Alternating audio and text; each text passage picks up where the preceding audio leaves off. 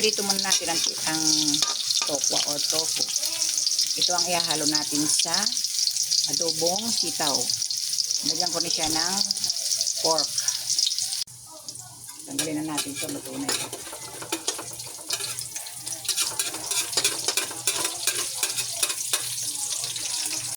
Dito sa kawali pinagprituhan natin ng tokwa, dito na rin tayo magigisa ng bawang. Ay, sibuyas muna unahin natin. So, gigisa ko yung sibuyas.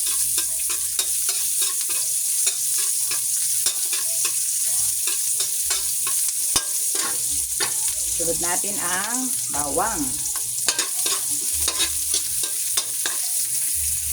Kapag lumabas na ang kanyang aroma flavor, igisa na natin ang pork.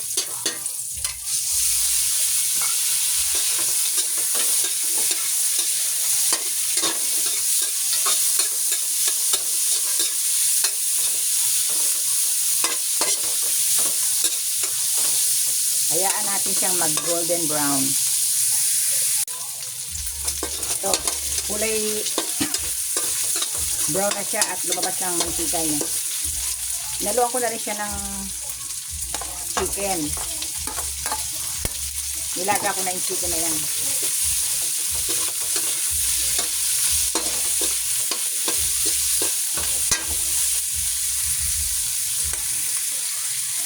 Lagyan natin siya ng konting tubig para lumambot ang pork.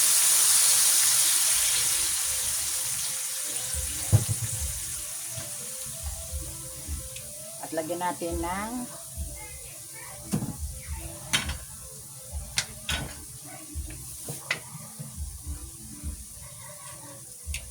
layo ng toyo. Lagyan natin ng konting toyo. Adobong sitaw itong aking lulutuin. Mamaya na natin siya lalagyan ng suka.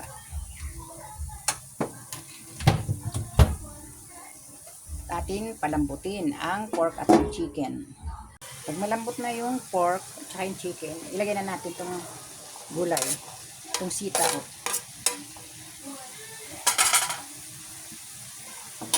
Haluin natin para ano siya sa sahog natin.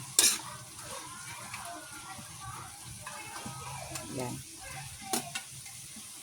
Saka natin siya lalagyan ng suka.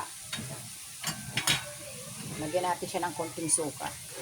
Konti lang. Yan, ganyan lang. Saka atin ng takpan para maluto ang sitaw.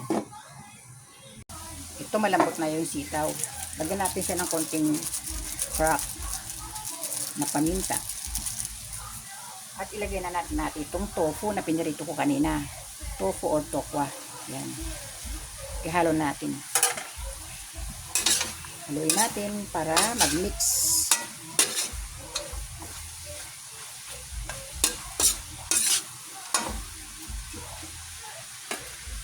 At lagyan na rin natin siya ng pampasarap.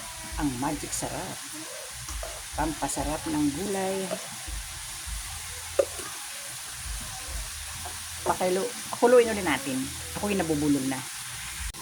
Luto na siguro ito. Tignan natin kung paano ang timpla. Oh, okay na. Luto na.